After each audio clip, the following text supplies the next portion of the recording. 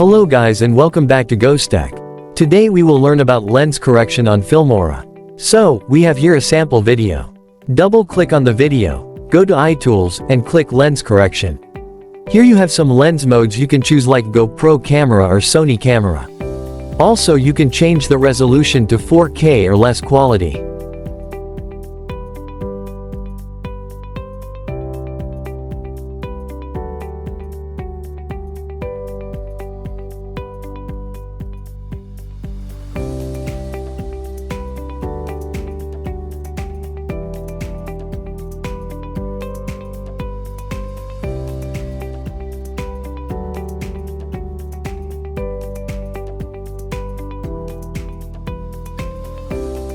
That's it. Thank you for watching, and don't forget to like, comment and subscribe for more.